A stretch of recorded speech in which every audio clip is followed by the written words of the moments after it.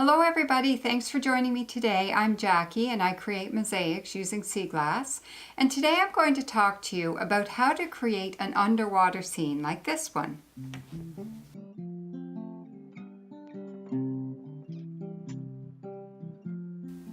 So I love to swim, I love to be at the beach, and I love to be out in the water. And when I'm underneath the water, I really enjoy looking at the fish swimming and all of the underwater vegetation. And whatever I can come across when I'm swimming, I quite enjoy. So recreating some of that feeling in a sea glass mosaic is really fun for me. So if you joined me in my last video, I showed you how to create a line, and I was using that line to create this silhouette of fish underneath the water. And now today I'm going to show you how to create more flowing lines so that you get the feeling of seaweed growing up from the bottom of the ocean. So it's a little bit of a different technique than what you would use to get that nice crisp line to create a silhouette. So I'm going to give you a bit of a close-up today on how I approach that so that I get a really nice feeling of this kelp growing up from the bottom of the ocean. So let's get started on that technique.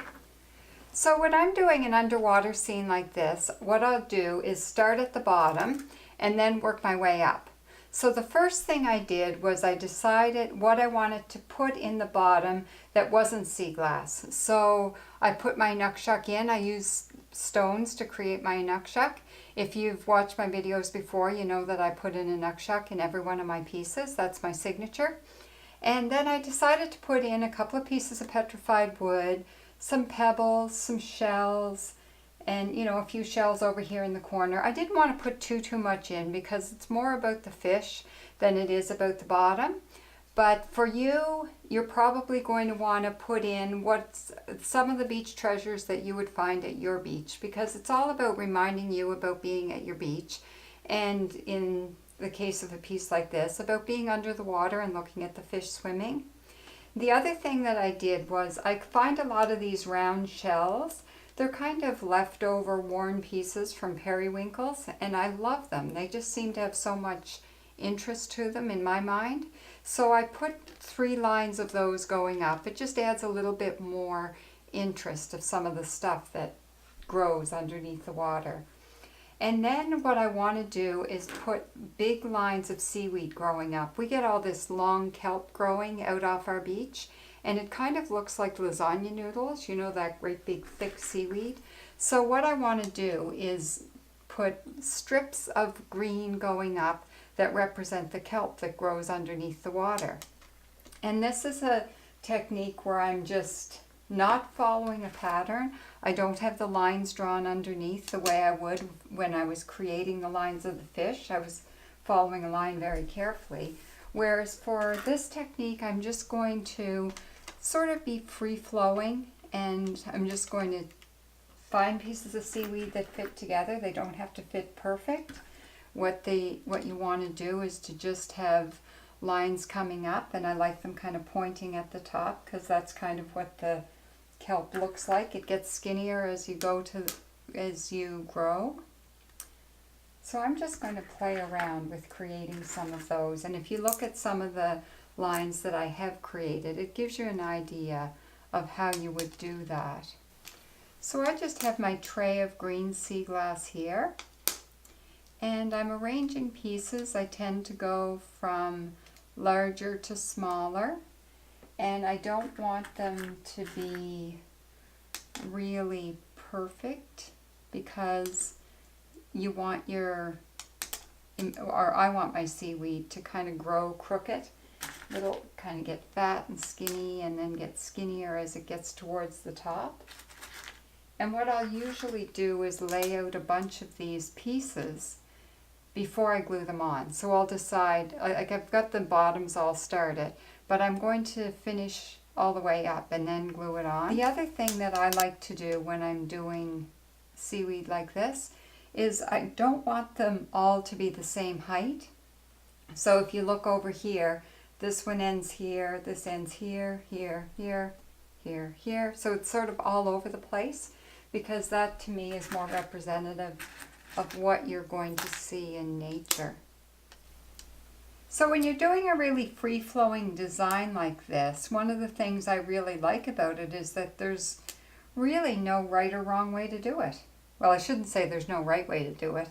Any way you do it is the right way. There's really no wrong way to do it.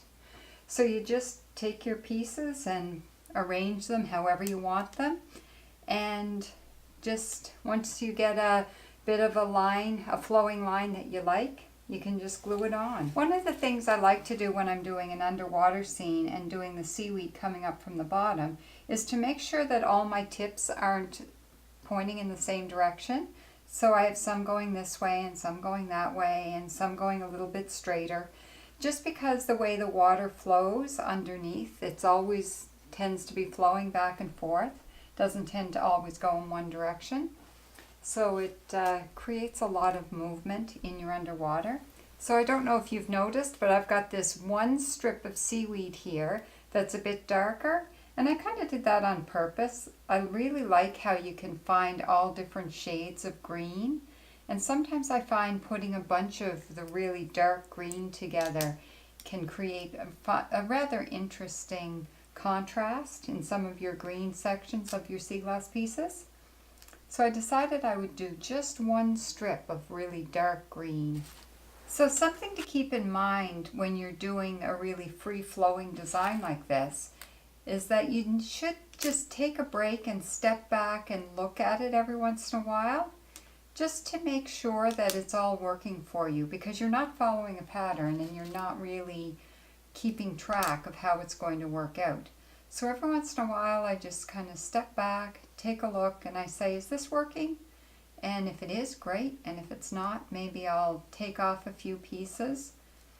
The beauty of working with silicone is it takes a while to dry, so you can just rearrange things if you feel that it's not quite working the way you'd like it. The other thing I find with the silicone, if a piece has set, like when I sat down here to work today, I noticed I had a piece on here that just didn't flow right with the blade of seagrass. So I just pried it off, even though it had already set. And it can come off fairly easily if you put your mind to it. They don't tend to fall off. Once the silicone is set, it tends to hold really well. But it's not stuck really, really solid that you can't pry it off. So I've stood back and taken a look, and I think I've got enough seaweed for my underwater scene.